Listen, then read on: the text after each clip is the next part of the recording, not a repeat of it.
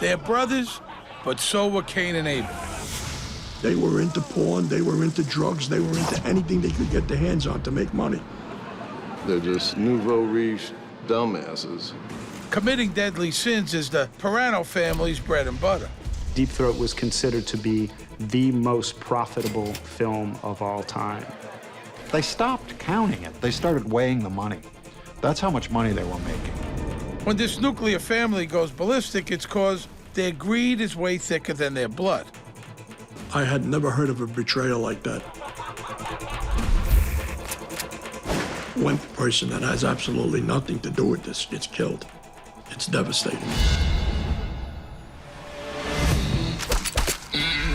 My name is Steve Sharippa.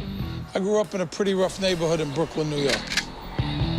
I've seen good people turn bad and bad people turn worse. Some took contracts to carry out a hit. Some were victims of a hit. To hitmen, life and death is just part of the business. It's nothing personal.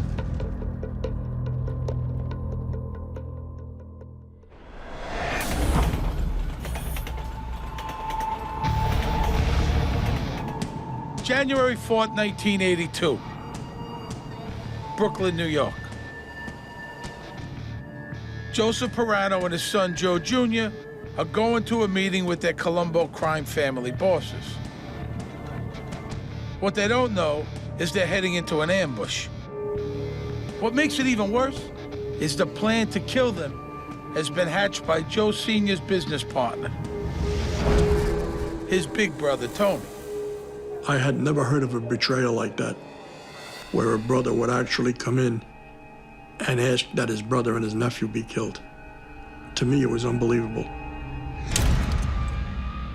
So how did the relationship between two brothers turn into carnage? Every family has its disputes. Bickering over money can lead to hard feelings, for sure. So what if you and your brother owned the most profitable porn flick ever made? Deep Throat. We're talking about tens, maybe hundreds of millions. And what if you're lying, cheating, nincompoop of a brother? What if that fat, no-good pile of crap stole tens of millions of that movie's profits from you and your family? Would you want him dead? Yeah, I thought so. I think the family kind of fractured, as families do when they start making tons and tons and tons of money.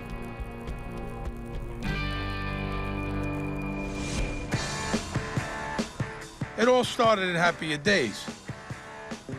It's the early 70s. Joe Pirano is a gangster from a gangster family, and life is good. Joe isn't especially smart or ambitious, but his big brother, Tony, lets him tag along. Each of them was a member of the Colombo crime family, and they were involved in the typical gangster activities: loan sharking, gambling, extortion. They were thugs and hoodlums, you know, street people. They didn't have any finesse. They were into anything they could get their hands on to make money. Salvatore Big Sal Misciata is on the same mafia crew as Joe and Tony Pirano. He doesn't much like either one. They were bullies, very loud, very boisterous type people. In the Colombo family, nobody liked them at all. They aren't exactly peas from a pod. Melons would be more like it. Elder brother Tony is the brains. He was in a 400-pound area, so that they nicknamed him Fat Tony Pirano. Big as Fat Tony might be, if he's the brains, then Joe's the stomach. They call him the whale. But not all of his blubber is on his waistline. Plenty of it is between his ears. No one had a nice thing to say about Joe the Whale, other than he was fat and he couldn't fit in the doorway.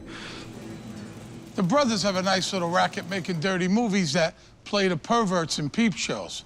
The home video revolution is years away, and Hollywood movies are prudish. So porn fans have to take whatever garbage they can get. And make no mistake, what the Piranos make is crap. There was basically loops, which are short films. They'd be really grainy, and they weren't shot really well. You really couldn't see a lot of what was going on in the films. They weren't that good. Still, low budgets and a black market product make the brothers a steady profit. And they control the whole shebang, especially in their hometown. Times Square was really a cesspool. It was all pornographic theaters, peep shows, prostitutes. Today, you couldn't buy a loose cigarette in Times Square. Then you could buy almost anything your heart desired. The theaters paid at least 50% of their income to the mob, or to the mob through the Piranos. You would think to the mob, money is money. But even gangsters have standards, and to them, the Piranos are just as skanky as their wares. Pornography was thought to be the lowest rung of organized crime. When I was inducted into the family, the Colombo family, I was explicitly told that there was nothing to be done in the pornography business. We were not to be involved in it. It was one of the rules and regulations that needed to be followed. Remember, these guys are very heavily Catholic, and they have wives, and the wives are always saying, "Why are you making those dirty movies?" You know. Those things would be disgusting. They would be dishonorable to be involved in anything like that. The mafia that I joined would have had nothing to do with that kind of industry. The fact that their crew looks down on porn makes it easy for Tony and Joe to keep it all in the family. They both have sons, and in both cases, the apple does not fall far from the tree. Tony's son Butchie is like his father. He's smart and has a good head for business. Butchie had a reputation as being a charming, roguish kind of a character. He was one of these guys that really knew how to hang out in New York and, have fun. He was a fun guy, and everyone liked him. Butchie dreams of turning his family's porn racket into a Hollywood hit factory, with him at the helm. He wanted to be an auteur, he really wanted to be this filmmaker, would make big Hollywood features, not just, pornography. Joe the Whale's son, Joe Jr., is nothing like his cousin Butchie. Junior's a bonehead who coasts on his connections, just like his old man. It would be difficult for you to have a real conversation with them. They didn't know anything about the movie industry or anything like that. The fortunes of the Pirano brothers change one day when into their office strolls a guy with an idea that will revolutionize the smut industry. Gerard Damiano is a New York hairdresser who wants to be a movie director. And his earth-shaking idea is to make a dirty feature film, a story, people talking, pretending to be other people, the whole bit. Back in those days, that was really unheard of. X-rated films were shot in a hotel room with a couple of hookers. That was a film. Damiano even has a star in mind. He's written a porno comedy for a woman who has a very special talent. Her name is Linda Lovelace. It's no accident he calls his movie Deep Throat. He was inspired by Linda Lovelace, there's no question. I think really what struck my father about Linda was her innocence, that it was almost a contradiction. Here was someone with this, amazing sexual technique, but that had the appeal of the girl next door. At first, the girl next door appeal is lost on the Piranos. He had a big, big fight with the Piranos because they didn't think Linda was attractive. And Gerard Damiano would scream back, "But Deep Throat's gonna become a household word." They didn't quite get it. They didn't understand what he was trying to do. For example, they didn't like the title. They wanted to call it The Sword Swallower. And he had to convince them, no, trust me, Deep Throat. They're also nervous that Deep Throat's budget is about $22,000. That's 15 times the cost of a porn loop. So $22,000 to make this movie with this not very attractive girl. They really didn't know what they were doing. The Piranos are not impressed with Linda, and Damiano insists they at least bring her in for an audition.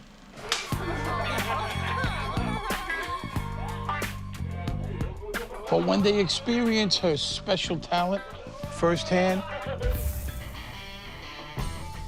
let's just say they have a change of heart. Linda Lovelace's special talent, and this is hard to say on a PG-rated show, but she could perform fellatio. I don't mean to be crude, but that was her selling point. Deep throat was kind of a sex technique people hadn't heard of or seen. There was no word deep throat until the movie, and people wanted to see that. Hey, Junior, go get After Linda's trip to the casting couch, the Piranos agreed to bankroll Damiano's Deep Throat. My father was responsible for all creative aspects of the film. The Piranos were responsible for distribution and, of course, the funding. And they were going to split the profits 3 ways. He went home and wrote the script over the weekend, and by Monday, he went back and showed this to the Piranos and said, "This is the film I want to make."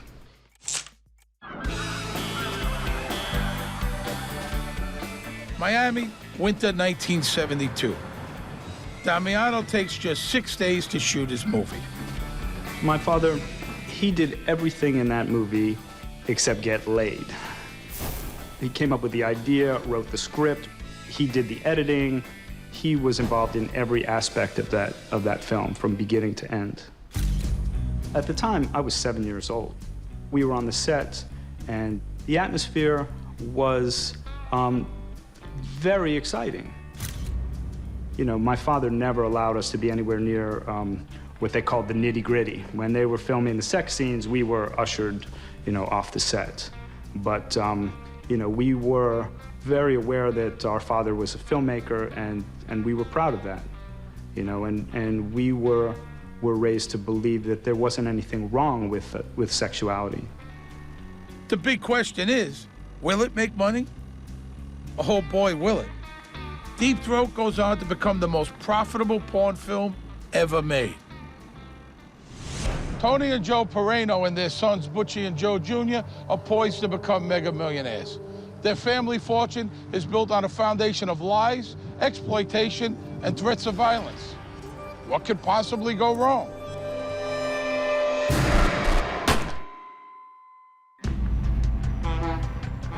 January 1982. The new year is just 4 days old, and mobster/porn distributors Joseph the Whale Pirano and his son are on their way to a meeting. What the two Joes don't know is the sit-down is a setup. Who they'll be meeting is their maker. 10 years earlier, it seemed like the fun would never end for the Pirano brothers. Their film Deep Throat opens in '72, and it hits at just the moment Mr. and Mrs. America are thinking they need to explore their wild side. It was just the perfect movie at the perfect time. People had been talking about having sex in the 60s, but nobody really had it until the 70s. People were ready for a porn revolution. In Tucson, future porn legend Annie Sprinkle is working the popcorn counter at the local movie house. Deep Throat was the first porn movie I had ever seen, and the first porn movie a lot of people had seen. And I remember just being totally awed, shocked, amazed, seeing, you know, genitals big on screen. It was a religious experience. The reason why Deep Throat made it was because it was a comedy.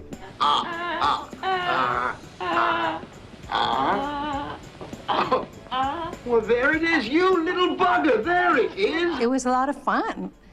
So people came from all walks of life. Linda Lovelace was on the cover of Esquire. Johnny Carson started making jokes. Once Johnny Carson includes it in his monologue, you know, you're set.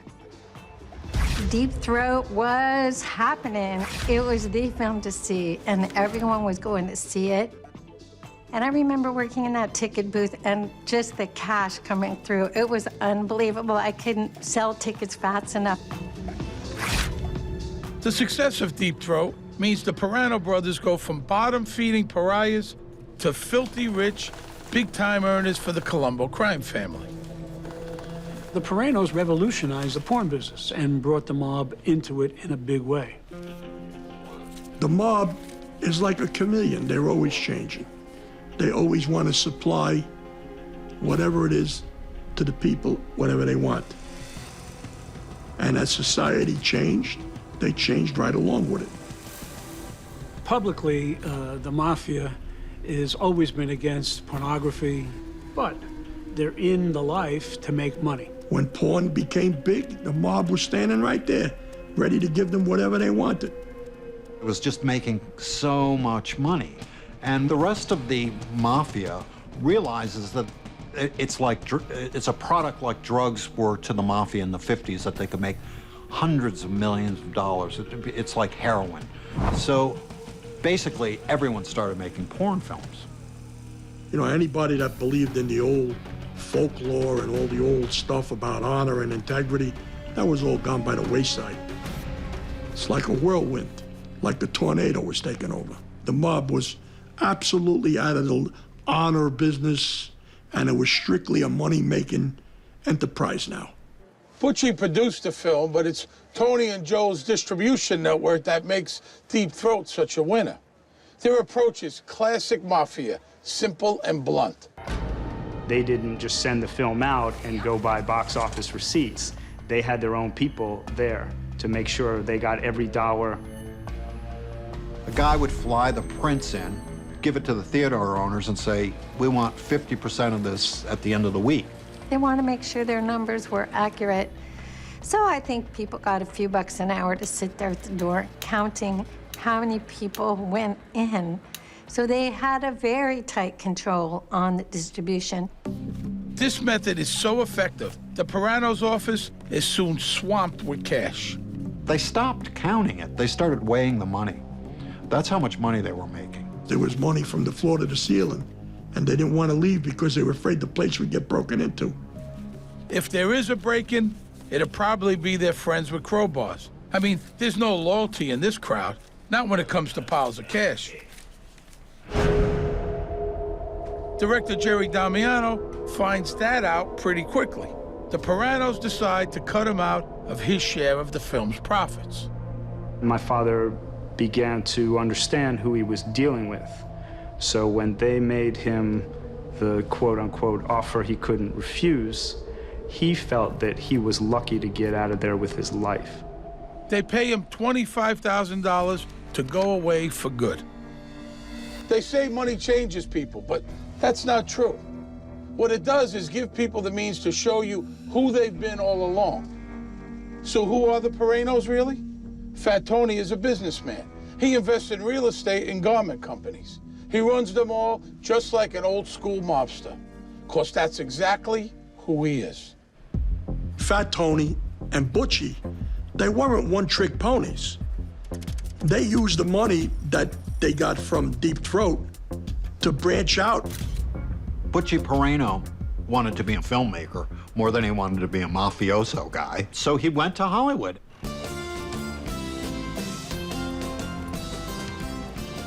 And he set up this film distribution company called Bryanston Films.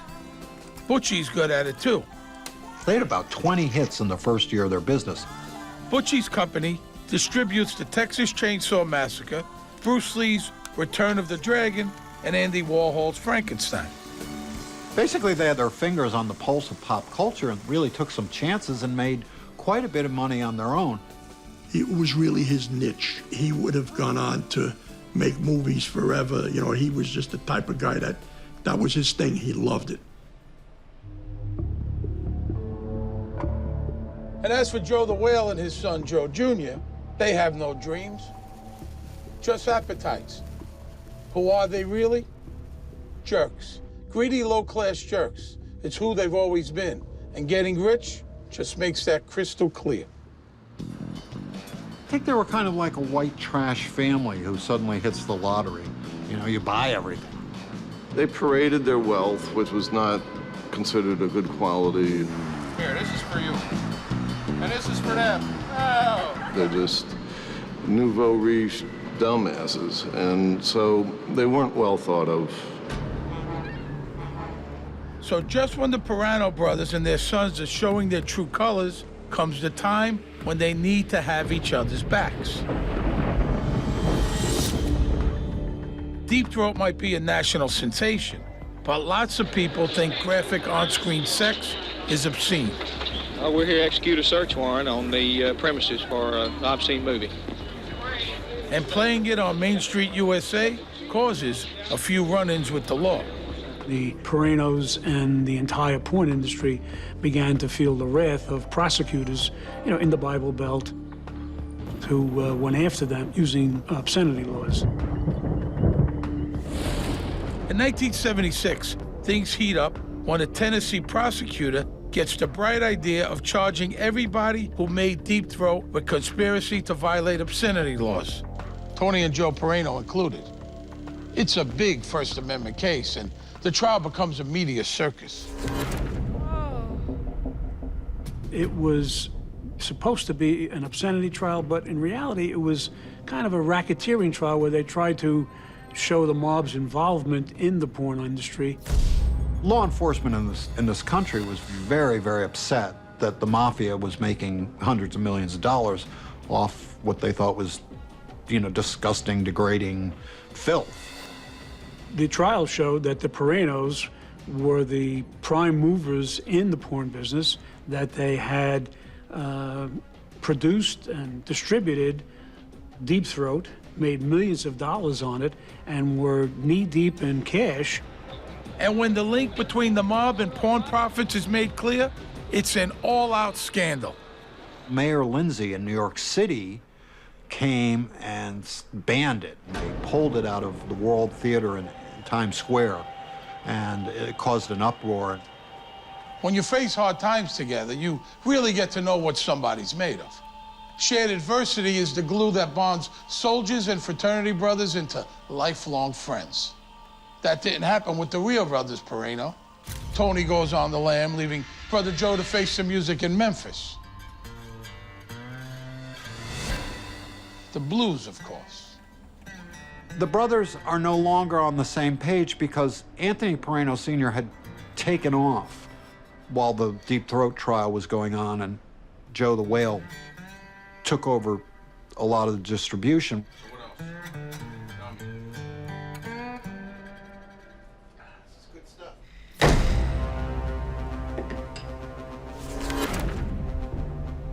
The trial goes badly for the Piranos and everybody else.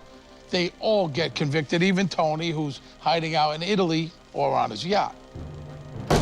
The Piranos appeal the conviction. But here's where the dramatic personality difference between the brothers becomes a problem. Joe the Whale and his son became the day-to-day people who were involved in picking up the money, collecting the money, distributing the films, and basically running the show for the Colombo crime family. It seems obvious that the last person you want minding the candy store is a 500-pound gluttonous moron. But Fat Tony and Butchie have no choice. They aren't there. And anyway, the job is pretty simple. It's the two Josephs' job to make sure everybody gets their cut. Tony, Butchie, and the Colombo family bosses. I think we're pretty well established that the Whale and his son are greedy nincompoops, and even their fellow mobsters are onto them. There's gonna be blood on the floor, and with this bunch, that ain't a metaphor.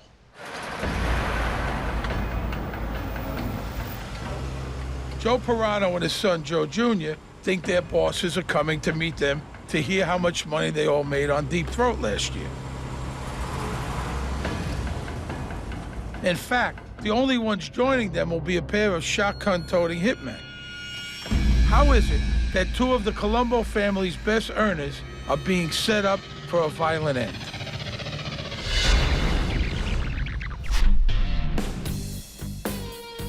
After the Memphis trial in '76, Joe the Whale and his son are left in charge of the Pirano family business. They've never been given any responsibility before, for good reason. They're greedy and not that smart. But now the smart guys are indisposed. Fat Tony's on the run, and Butchie's fighting a losing battle to keep his Hollywood dreams alive. Unfortunately, it's exposed that Bryanston Films are the mafia, and basically they close up shop. So Butchie's dream of having this big Hollywood film studio gets shut down. So Tony and Butchie are counting more than ever on their share of Deep Throat's profits. But those envelopes don't seem as thick as they ought to be. Especially considering that the Memphis trial did nothing but pump up Deep Throat's box office receipts. The controversial movie Deep Throat has returned to Fort Worth once again. Most of the convictions are overturned on appeal. And thanks to the attempts to ban it, Deep Throat is bigger than ever. It actually generated more money because they gave them publicity they couldn't get anywhere else. People were starting to talk about freedom of speech and First Amendment rights and fighting for sexual freedom. So people wanted to be part of the sexual revolution, and because the police had tried to stop the distribution of the film, people wanted to see it. You know, when things get censored, people want to see what's the big deal. Which means the Joes are getting even more stinking rich. Fat Tony and Butchie are on the outside, and they smell a rat. Just because you're in a room with a giant pile of money, it doesn't mean it's all yours. The Whale and the son start thinking. The bosses have no idea how much they're supposed to get. Why not send them 2 boxes instead of, say, 3 or 4? Oops. You know, once you're getting the money, you think, well, it's mine, you know? He's not coming back. I can just spend it any way I want. I mean, you know, if I was Anthony Pirano, I probably would have sent guys to shoot him down, too. I mean, he was pissing the money away, you know? After a couple of years on the lam, Fat Tony comes out of the cold. He's got to serve a little time, but he's okay with that. What he's not okay with is his brother playing him for a fool. When his brother came back, he wasn't too happy with the way Joe the Whale had been spending his money. Anthony Pirano felt that his brother and his nephew were stealing not only from the crime family, but stealing from him. Fat Tony's prison is in California, not far from Butchie.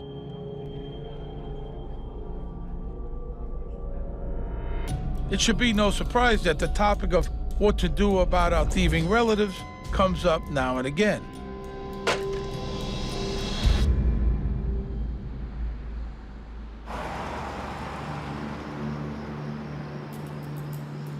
He sent his son to the Colombo family hierarchy to complain that his brother was stealing money from him.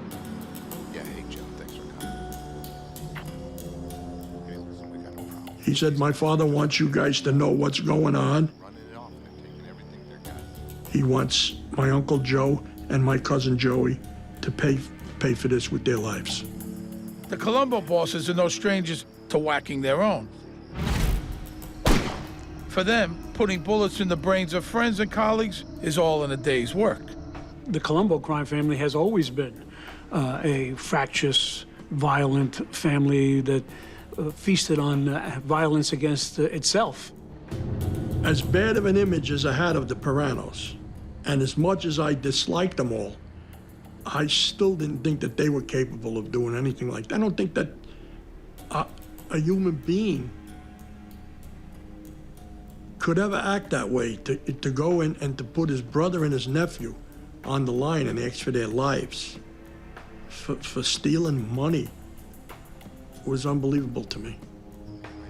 The Pirano hit's a weird one for sure, but fratricide or no, it seems like a good management plan. I mean, I hear you. We've had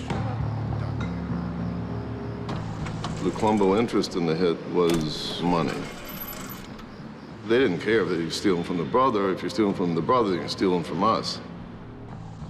You don't go into the mafia and not know that if you do that, you're gonna get whacked, you know? That's just, you know, it's like ripping off a drug dealer, you know, like someone's gonna, you're gonna pay for it.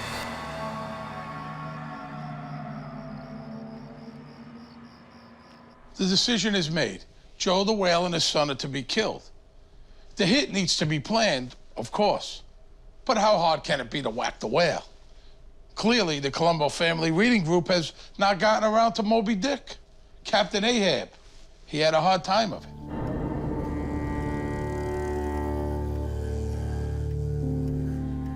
November 1981.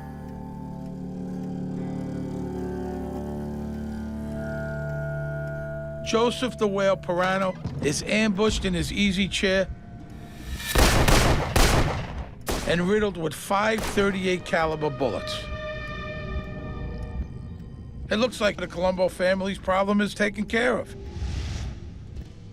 But they're as surprised as everybody else. They didn't order this hit. The question is, who did? So, who shot the whale? Well, it wasn't the Colombos. It was Joe Jr. He's pissed off because his dad is sleeping with Junior's wife's mother. You can't make this stuff up. When Joe Jr. found out about it, he felt dishonored by the father, and he tried to kill him. It turns out the whale's biggest talent is absorbing lead. Now, how did the whale survive 5 point-blank slugs from a .38? There's a reason Ahab didn't go after Moby Dick with a handgun. There are a lot of places for a bullet to go in a wall of blubber. Junior slugs didn't hit anything vital or even important. The whale was wearing a permanent bulletproof vest, which was the 200 or 300 pounds of fat that he carried on his belly. When the son shot him, the son ran away, and the rest of the family and the people in the house decided that they would take Joe the Whale and carry him outside, help him walk down the steps outside, and lay him down in the street and say that somebody tried to rob him so that the cops wouldn't know that the son tried to kill him. When the police show up to ask who shot him, the whale gives them a cock and bull story. Something about, you know, getting mugged. They thinking that it was a mob hit or something to do with the Colombo crime family. And Joe the Whale and his family sticking to the story that a couple of guys had with guns try to rob him. Lying to cops is protocol for any mafiosi, but lying to your bosses, that you don't do. A few days later, members of the Colombo family went to visit the whale in the hospital and asked him what had happened. And he told the story again that he'd been robbed by a black man and the black man had run off. But the story had already traveled through the grapevine and gotten to the administration. Lying to mob bosses is a very bad move. When the whale tries to cover up his sleazy rolls in the hay with his son's mother-in-law, the Colombos conclude that he's a lying dirtbag. They're dirtbags too, of course, but they hate liars. And the mother-in-law thing? Joe the Whale's skeevy sex life is actually a big worry for the Colombo bosses.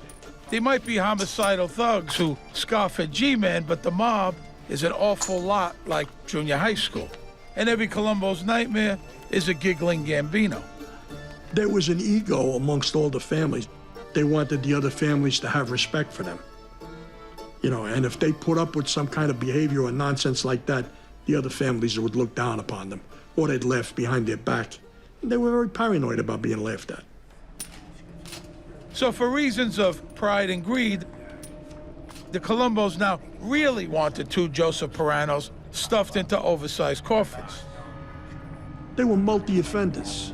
It was all over the place that the son tried to kill the father was messing around with his mother-in-law, was an embarrassment for the Colombo family, really. And then you top it all off with Joe and his son are stealing money, and some of that money belongs to the boss. That pretty much sealed their fate. When the boss is gonna wind up with more money, you're in a lot of trouble. The job calls for someone who knows them really well. Got a couple guys in mind. Who better than their crewmate, Big Sal Michiota? I got called to a meeting on Avenue U and East 4th Street. There was a social club there. And I remember, oh, geez, you know, what the is this all about? You know, anytime I get called, come to the club, we got to talk to you. Something has to be done. And I'm going to be the one to do it. Big Sal meets with his boss, Joe Tomasello. So the first thing out of Joe T's mouth was Joe Pirano and his son. And I said, oh, man, why? So, well, it's a long story, but they got to go. Sal doesn't actually kill for a living. He's a loan shark. But part of the deal of being in the mob is that when the boss tells you to do a messy job, you do it. Sal had a reputation as the kind of guy, if you give him a job to kill somebody, he would get it done. Just cause you can get it done doesn't mean you like it. It was just a terrible thing. I mean, taking a life is not an easy thing to do. I'm sick that I have to be involved in it. Naturally, by now, I already know that I have to do whatever I'm told, although I'll wind up getting killed myself. It's not an easy time. It's a very stressful situation.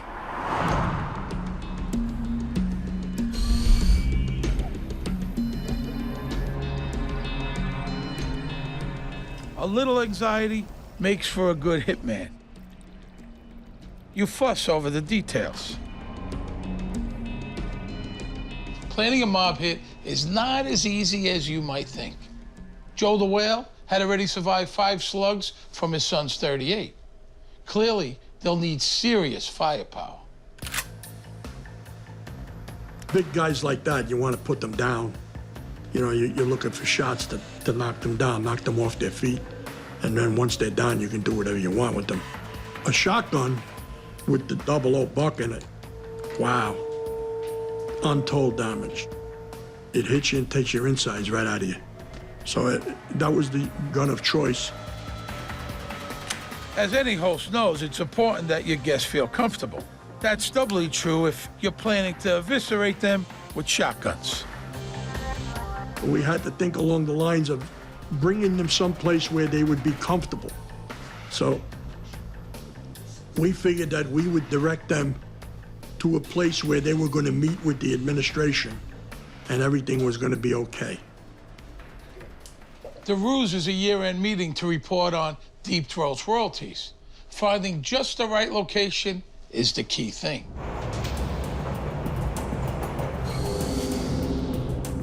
So Sal goes house hunting. We decided to just pick a place at random, and we looked for a spot that would appeal to all of us. We had to do it in a place and in a time where it would make them feel comfortable and they wouldn't worry about what we were going to do to them. You know, I mean, you got to remember, if anything tips them off, it's a big problem. They're not regular people. I mean, they're killers too. You know, they could just as easily kill us as we could kill them. We picked a spot that would look like it was made for this. We clocked the whole neighborhood. There was never anybody out. He finds his dream house on Lake Street in Gravesend, Brooklyn. It's a block away from a train station, and it's very noisy with the trains. He doesn't need to look inside. It's the porch he's after. Once they were on the steps, they would belong to us. I mean, there was nothing, nowhere they could go.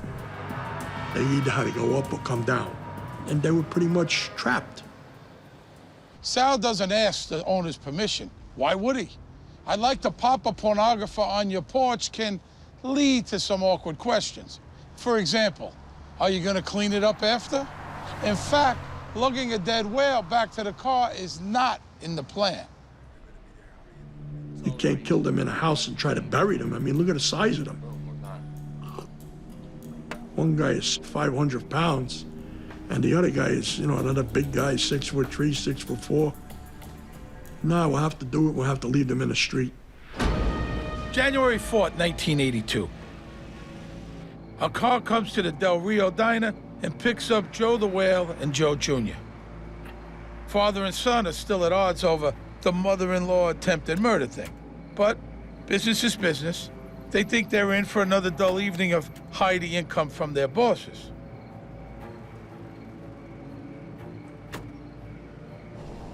There will be a reckoning tonight, but the ledgers have been closed. We were parked down the street. As soon as the car pulled up with them, we waited about a minute till they got like 20 feet ahead of us, 30 feet ahead of us, and we started creeping slowly in the car that we were in. It's the 11th day of Christmas, and it's time to pay the pipers. January 1982. When Joe the Whale and his son Joe Jr. arrive for their meeting with their mob bosses, everything seems hunky-dory. They had no idea what was going to happen to them, because they walked up the stairs of that house like nothing was going on. They've been cheating the Colombo family and their own kin for years. As far as they know, no one has ever noticed. Now, here's the problem. The way you find out they've caught you with your hand in the cookie jar is very abrupt. The timing was perfect. When the son made us getting out of the car with the shotguns, he started running across the stoop, but it was too late for him. Your adrenaline starts taking over. You have that invincible high feeling. Every time you do something like this, your life is on the line. I mean, cops could pull up, anything could happen. You can wind up in a shootout, you could get killed, you could get arrested. Your whole life could change in 5 seconds. It was a pretty precarious situation.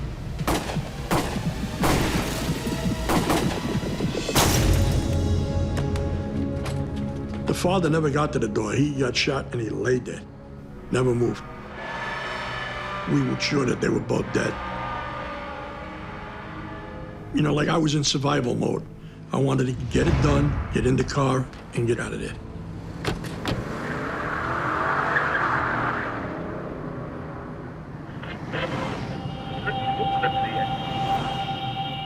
Then on the way home, I was listening to the radio on the car, and I heard that 2 people were fatally wounded in Brooklyn, and there was a mob hit. And so I went to bed thinking, job well done. Not quite. Joe Jr. is dead. The Whale, on the other hand, has survived yet again.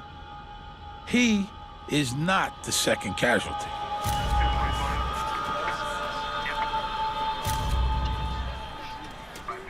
The second victim is Veronica Zara,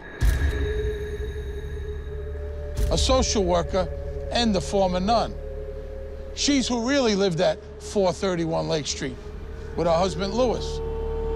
Veronica was bringing laundry from upstairs to downstairs, and one of the pellets of the shotgun blast hit her in the head.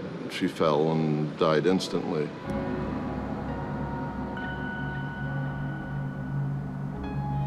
Oh, man, I was in shock. At first, I was sick to death. It was bad enough that I was doing these things, to people in my life. But when a person that has absolutely nothing to do with this gets killed, it's devastating. Joe the Whale isn't unscathed this time. He's paralyzed. The cops hope he'll at least cough up the name of the people who murdered his son. He would never cooperate with anybody or say anything. He wouldn't say who picked him up at the diner. He wasn't talking about anything. His silence buys the Whale a pass from the Colombos, who suspect that he might just be immortal. He kept his mouth shut and was never really targeted again by the crime family. He was happy to get out with his life and basically disappear from view. News of the slaying of a former nun makes headlines. But with the whale holding his tongue, investigators get nowhere. There were no arrests, there were no suspects. There were a number of unsolved murders, and that was just one of them.